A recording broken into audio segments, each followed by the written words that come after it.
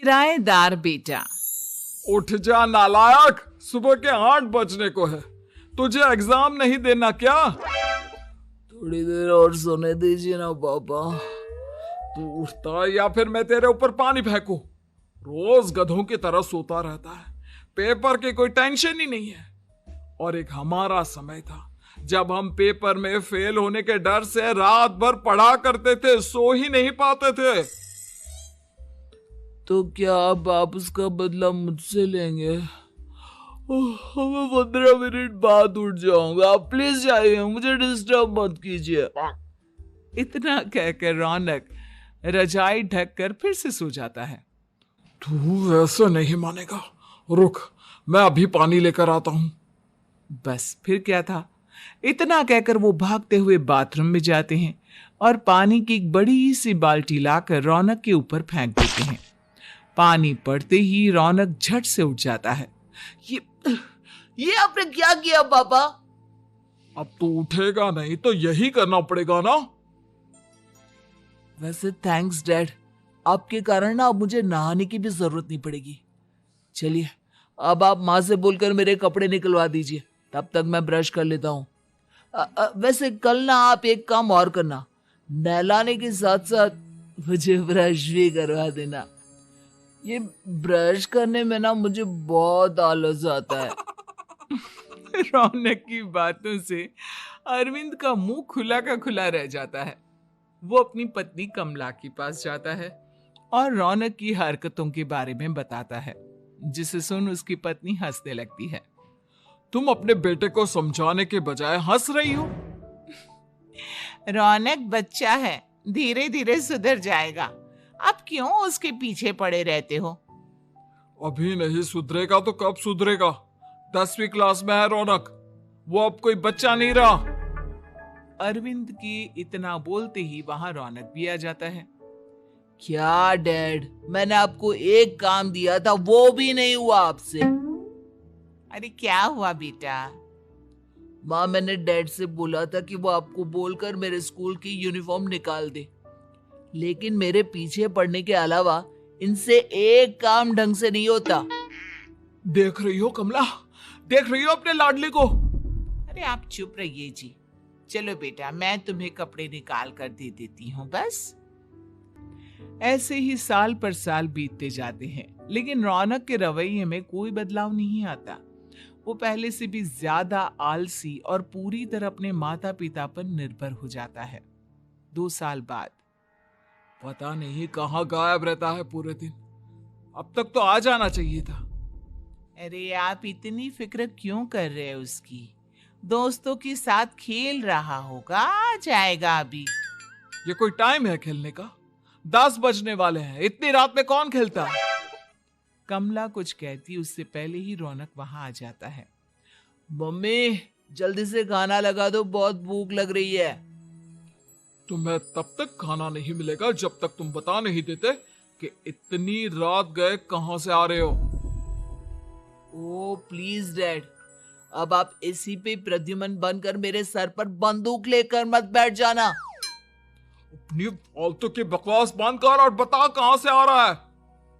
माँ, अब समझाइए ना डैड को। बता देना बेटा, इनको भी तसल्ली हो जाएगी। आप बोल रही हैं तो बता देता हूँ। मैं दोस्तों के साथ मूवी देखने गया था, इसलिए देर हो गई। तू इन सब चीजों में मेरे पैसे उड़ाता है? कभी 1 रुपया कमाने के बारे में सोचा है तूने? जब देखो हवा की तरह पैसे उड़ाता रहता है। माँ, अब आप इन्हें चुप करा दीजिए, वरना ना मुझे गुस्सा आ जाएगा।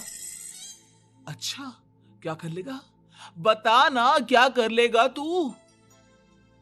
वैसे बात तो ठीक ही है, मैं कर ही क्या सकता हूँ। पैसे तो फिर भी मैं आपसे ही मांगूंगा ना। चलिए अब ये सब बात छोड़िए और मम्मी मेरे लिए खाना लगा दीजिए। अभी लगा देती हूँ बेटा। मैं बता रहा हूं कमला, एक दिन ये ऐसे ही बिगड़ जाएगा। ओफो, आप क्यों इतना पीछे पड़े रहते हो मेरे बच्चे के? बाद की बाद में देखेंगे, अभी आप शांति से उसे खाना खाने देंगे? अगले दिन। डैडी, मुझे 10,000 रुपए चाहिए। हाँ? अब इतने पैसे क्यों चाहिए तुझे? डैड, आप बिना सवाल किए कभी पैसे नहीं दे सकते क्या? जब तक तू बताएगा नहीं तुझे पैसे भी नहीं मिलेंगे। अरे, अब आप अपने बेटे को पैसे भी नहीं दे सकते? नालायक, तेरी उम्र के लोग नौकरी करते हैं और एक तू है जो नौकरी करने का नाम ही नहीं लेता कभी। आप लोगों के होते हुए भला मैं नौकरी क्यों करूं? अरे हम कब तक पैसे देंगे तुझे? तुझे भी तो अपने पैरों पर खड़ा होना होगा ना।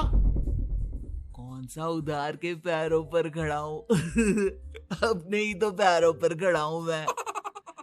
इसी तरह रौनक दिन प्रतिदिन लापरवाह होता जाता है।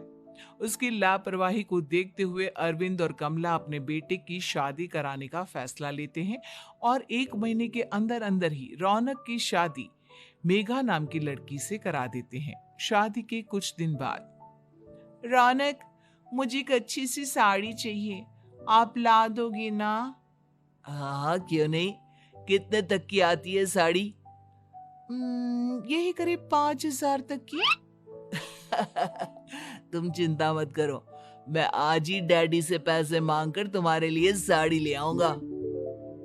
आप कब तक ऐसे ही अपने पापा से पैसे मांगते रहेंगे? कोई अच्छी सी नौकरी क्यों नहीं कर लेते आप? अरे, डैड के होते हुए मुझे नौकरी करने की जरूरत ही क्या है? पर आप ऐसे कब तक उनसे पैसे मांगते रहेंगे? कुछ आपको अपने दम पर भी तो करना होगा ना।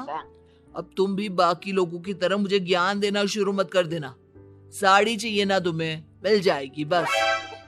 इतना कहकर रौनक अपने पिता से पैसे मांगने चला जाता है। डैडी, मुझे 5,000 रुपया चाहिए। अब 5,000 क्यों चाहिए तुझे? वो मेघा को साड़ी चाहिए थी। अरविंद आगे बिना कुछ कहे चुपचाप उसे पैसे निकाल कर दे देता है। कुछ दिन बाद, तुम्हें नहीं लगता कमला, रौनक हम पर पहले से भी ज्यादा डिपेंड हो गया है? मुझे तो अब उसके भविष्य की चिंता होने लगी है। कल को हमें कुछ हो गया तो वो क्या करेगा? काश तुमने पहले ये सोच लिया होता तो आज हमारा बेटा इतना लापरवाह नहीं होता। तब मुझे कहाँ पता था कि मेरा लाड़ प्यार उसे इतना बिगाड़ देगा कि वो इस हद तक लापरवाह बन जाएगा। कोई बात नहीं, अभी भी देर नहीं हुई। मुझे पता है उसे कैसे सुधारा जा सकता है। कैसे? अरविंद कुछ कहता उससे पहले रौनक वहां आ जाता है और पैसों के लिए हाथ फैलाने लगता है। डैड, मैं और मेघा बाहर घूमने जाना चाहते हैं। अरे वाह, ये आज सूरज कहां से निकला है? Dad please. अच्छा चलो, अब मुद्दे की बात करो। मुझे अब 25,000 चाहिए। अब तुम्हें 1 रुपया भी नहीं मिलने वाला। अगर तुम्हें पैसों की इतनी ही जरूरत है तो कोई ढंग की नौकरी कर लो। मम्मी, आप कुछ कहिए ना डैड को। बेटा, वो गलत क्या बोल रहे हैं?